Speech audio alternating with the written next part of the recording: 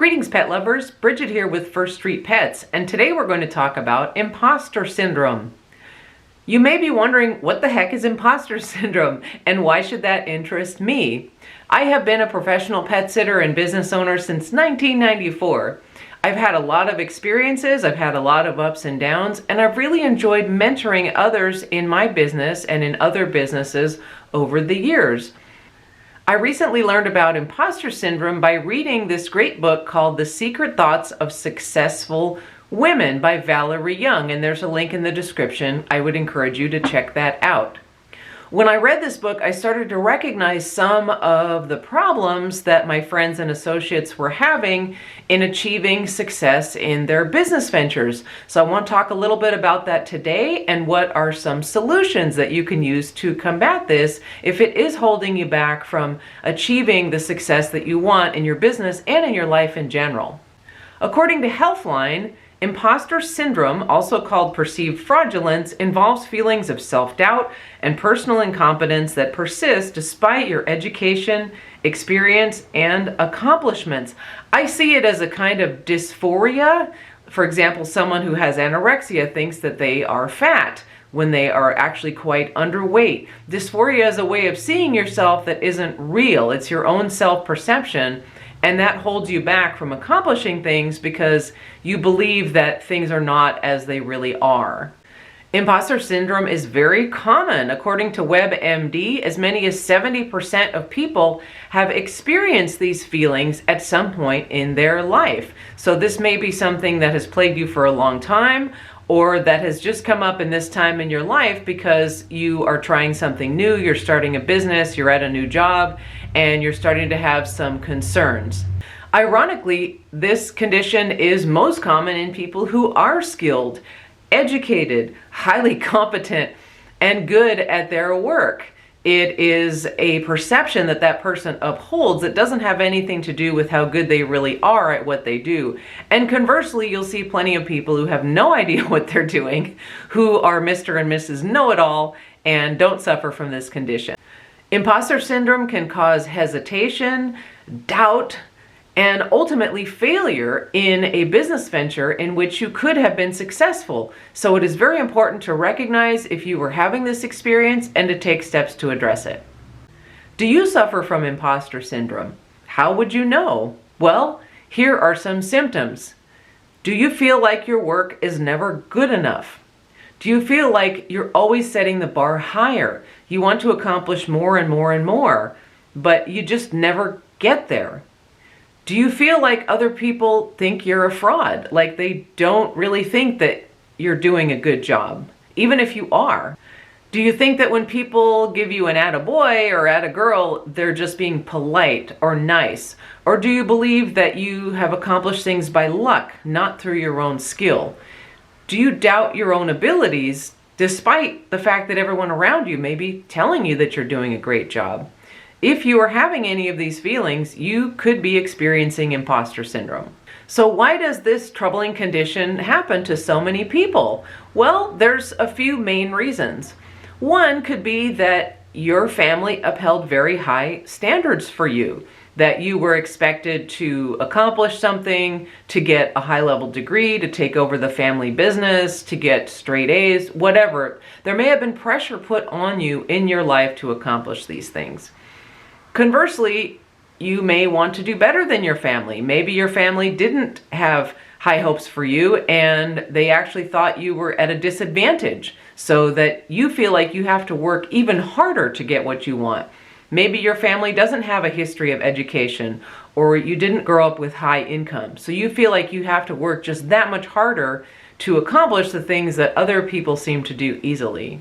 This may be happening to you right now because you are in a situation where you feel that you are different from your peers. For example, maybe you're a woman and most of your colleagues are men. This is a primarily male-dominated field. Maybe you are a person of color or a different ethnicity from everyone else around you. That can make you feel different, to feel like you have to work harder to accomplish what others accomplish, or to work harder to be accepted by the group. You may be the first one in your family or neighborhood to go to a university, so there's a lot of pressure on you to do everything perfectly and to make those accomplishments that everyone is hoping you'll make. You may be starting a new venture like a business. You may be an entrepreneur. You really want to start something new and create it and make it successful and serve your community, but those feelings of doubt are holding you back.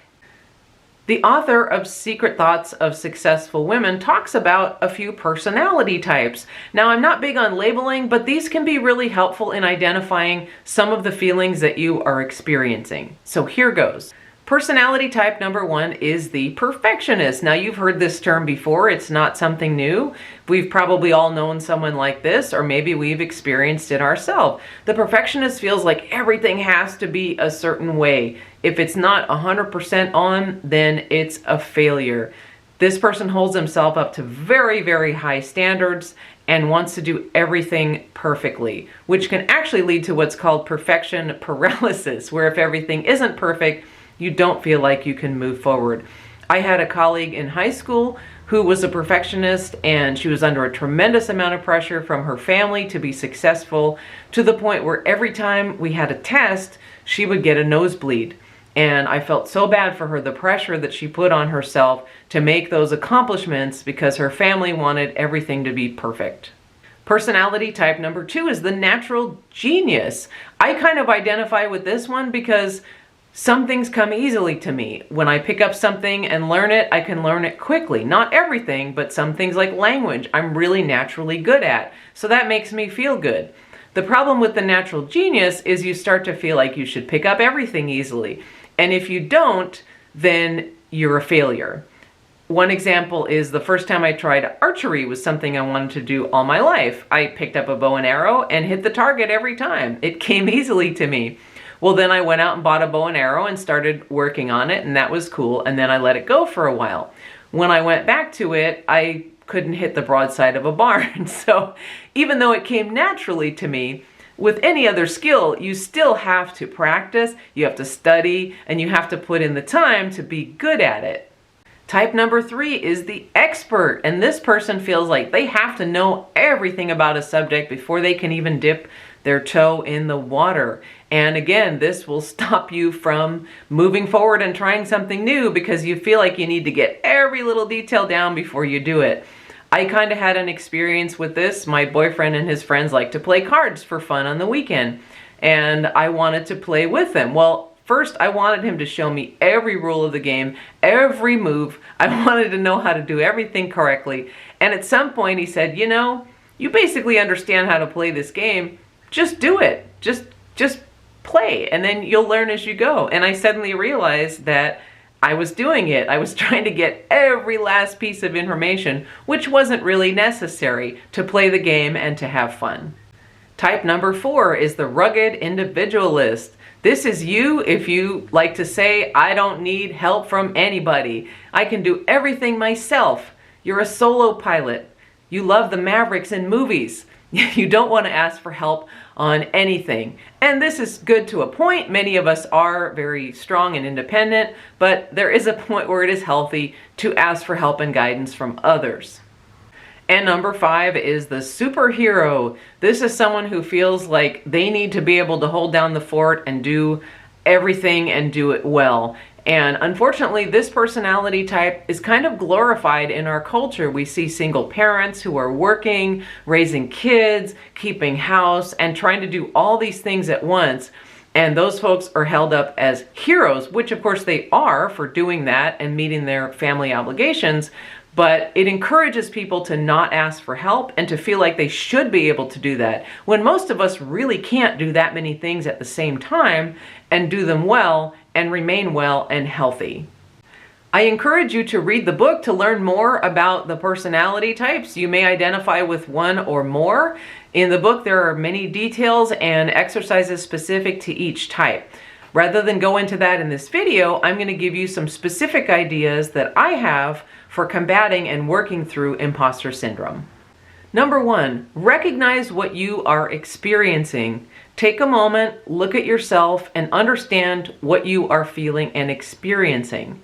And look at it. Brushing the feelings aside won't help. If you ever wake up in the middle of the night thinking about a problem and you try to make it stop, you know that that doesn't work.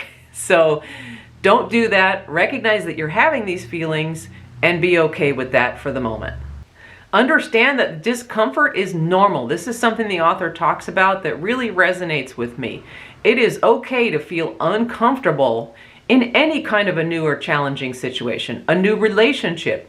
You've moved to a new location, you started a new job, you started a business. Anything you try that's new is going to make you uncomfortable, and that doesn't mean that you're incompetent. It just means that there's a learning curve.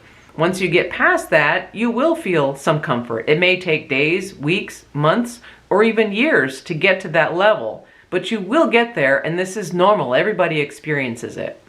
Number 2, share your feelings and experiences with trusted loved ones. I know I'm very independent and like to take care of things myself, but it sure feels good to share something I'm feeling or experiencing with a trusted friend or partner or whoever else you have in your life that you can talk to. Now, be aware that that person probably doesn't understand this unless they're a therapist or a psychologist.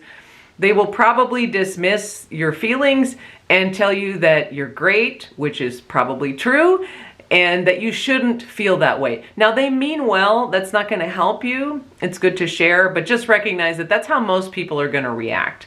And just say, don't feel that way because you're great. What is the most helpful about sharing with others is that it will help relieve the anxiety. You may feel like this is a dirty little secret that nobody knows, but when you start talking about it, you may find that a lot of other people will say, yeah, I feel that way sometimes, or they will understand and they will listen and hear you, and it'll definitely relieve your feelings of anxiety by bringing it out in the open. Number 3, be kind to yourself. Recognize the accomplishments you have made, even write them down. Make a list, do it by yourself if you don't want to share this with anybody else. You got the degree, you started a new business, you bought a house, whatever. Just write it down and recognize the accomplishments that you have made and will continue to make. Understand that no one knows everything about anything. Did I say that right? Yes.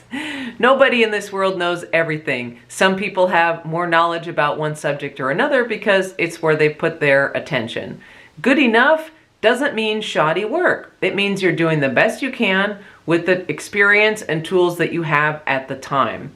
So look at what you're doing and realize that it is good enough. You are putting your time and attention on it. You are doing your best, and that is good.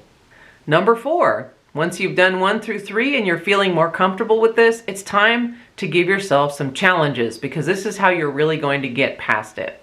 I'm going to encourage you to take a risk, and only you know what that is. It's some action that makes you uncomfortable. It may be small, it may be big. It may be making a phone call and talking to somebody and telling them something that you wanted to tell them. It may be asking for something that you want, like a raise at work. It may be making some changes to your business, such as offering a new service or raising your prices. I don't know what that is for you, but you know there is something, no matter how small or big, that you can do that's risky and that makes you uncomfortable. Now, here's the key. It doesn't have to come out well. The point of this exercise isn't to achieve a goal, to be hung up on the outcome. It's just to do it. Do it, get past it, realize you got past it. Next time it'll be easier. You'll be more willing to take those risks when you realize that even if it doesn't go as planned, it's okay. And you'll try again or not, or you'll move on to something else. The point is that nothing has a guaranteed outcome. Now here's the real key to your success, your well-being, you're getting past this and living the life that you want. It's understanding that imposter syndrome isn't just a fear of failure, it's a fear of success. It's a fear of really becoming the amazing person that you are. So I encourage you to take a look at yourself, see yourself for all that you are in all your skills and talents and abilities, and care for others. Challenge yourself, celebrate yourself, and live the life the way you want to.